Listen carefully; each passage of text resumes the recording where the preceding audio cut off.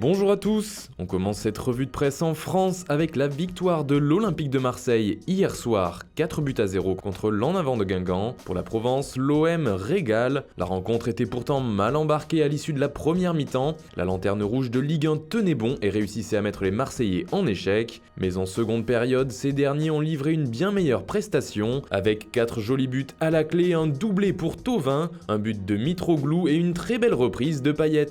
En Allemagne, Franck Ribéry fait les gros titres. Samedi, il s'est exfiltré de l'Allianz Arena alors que ses coéquipiers jouaient toujours contre le Bayer Leverkusen, un geste qui a beaucoup fait parler outre-Rhin, mais ce matin, le Français se livre dans le magazine Kicker, une très longue interview dans laquelle il ne revient pas sur son départ du stade, mais il raconte sa carrière avec le Bayern et son futur. Il déclare notamment avoir reçu des offres sérieuses en provenance de Chine, mais qu'il a préféré rester en Bavière. Il aimerait d'ailleurs prolonger avec le Bayern avec qui il rêve de remporter une seconde Ligue des Champions.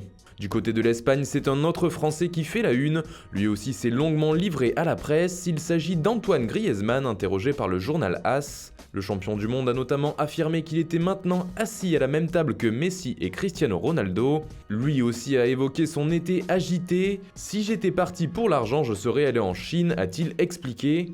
Griezmann a aussi avoué avoir le ballon d'or dans un coin de sa tête. En Italie, la presse ne parle que d'une chose, les premiers buts de CR7 avec la Juve.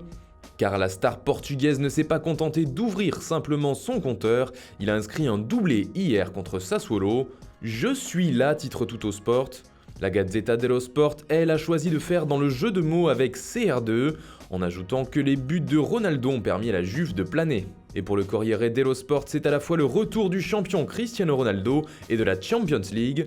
En effet, son doublé consolide la position de la Juve en championnat et l'obsession de la C1 revient maintenant. Outre-Manche aussi, les clubs sont tournés vers la compétition européenne. Après le week-end de Première Ligue, Pep Guardiola est furieux contre ses joueurs. Manchester City, qui affronte Lyon ce mercredi, l'a pourtant facilement emporté 3-0 contre Fulham, mais son entraîneur est loin d'être satisfait. Il est même frustré par le manque de finition de ses joueurs qui ont tenté 28 fois leur chance. Du coup, l'ancien coach du Barça a supprimé une journée de récupération et l'a transformée en session d'entraînement supplémentaire. Enfin, Thomas Tuchel a lui aussi la Champions League en vue. L'équipe publie aujourd'hui un entretien avec l'entraîneur du Paris Saint-Germain. C'est très important d'avoir l'expérience de ce genre d'événement pour pouvoir le faire, et le PSG manque de cela, c'est clair. Quand tu n'as pas ça, tu es peut-être plus un challenger. Il faut changer un peu notre mentalité, a-t-il déclaré, en prenant en exemple le Real Madrid, qui a une génération qui sait comment gagner les grands matchs et comment résister à la pression. Voilà, c'est tout pour ce matin, bonne journée à tous, on se retrouve très vite pour une nouvelle vidéo sur Foot Mercato.